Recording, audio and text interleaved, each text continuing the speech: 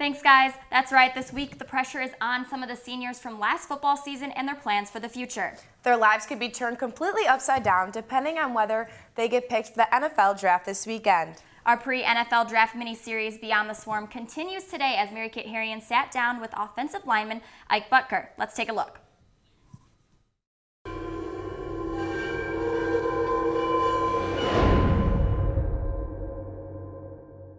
Well, Ike, thank you for sitting down with us. We're kind of just going to talk about your whole time here at Iowa, but first, talk a little bit about the recruiting process and then deciding to then come to Iowa.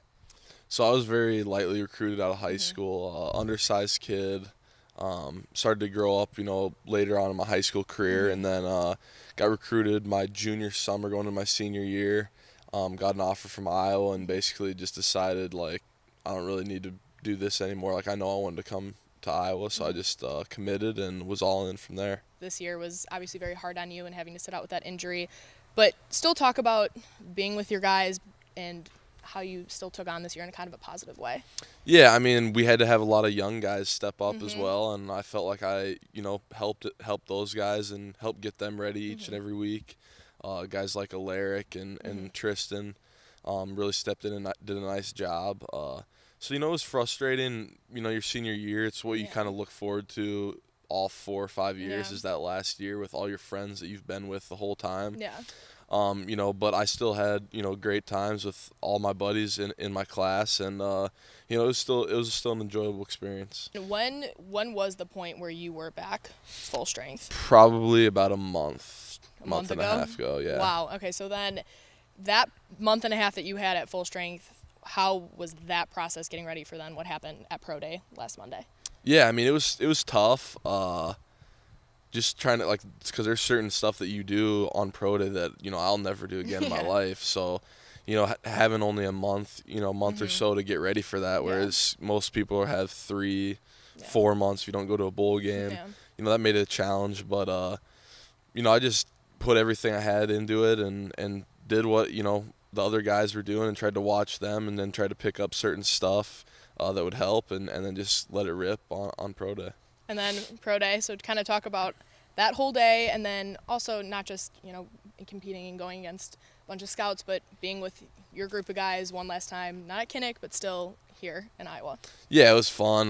Just waking up that morning, coming over here, getting warmed up and, just thinking this is probably the last time, us as a class that, there's some guys that didn't try, but, the guys that tried and we've been working together for the last 2-3 months, so just seeing everybody come together one last time and let it rip on the field is fun to watch everybody, and a lot of guys did a really well job.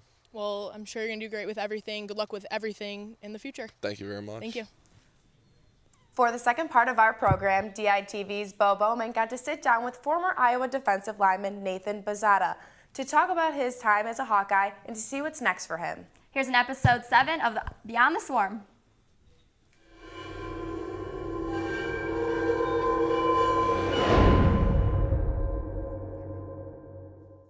Hey guys, I'm here with Nate Bazzata here at the Iowa football practice facility.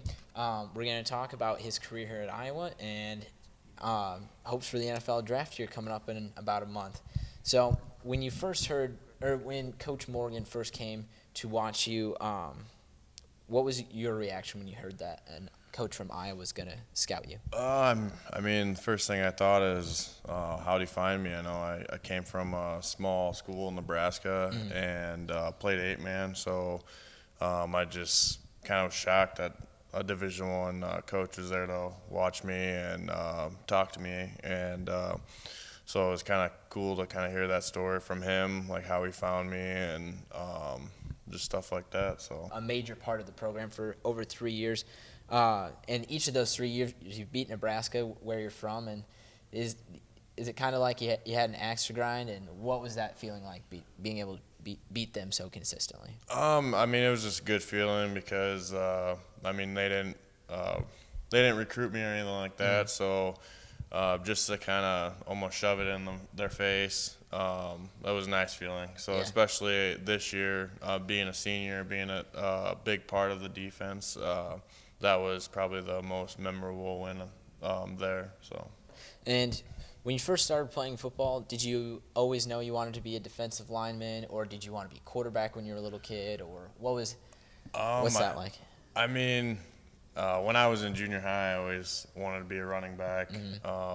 But I mean, I was in 8th grade when I 7th grade I started playing football, but in 8th grade I played a little running back, but I got stuck at nose guard and offensive guard. So, I mean, once playing nose guard, I really knew that I wanted to play defense, just hitting guys, and tackling the running back was more fun than being the running back. So that's kind of just how I knew that I was going to be a defensive lineman. So. Life after football, I know it's obviously years away, but what do you see yourself doing afterwards? I plan on moving back to Howells, and I'm married, so finding a place around there, and then I have some cows, and I'd be I would want to kind of grow that and one day have 100 200 head of cows and calve them out and just kind of do that. So.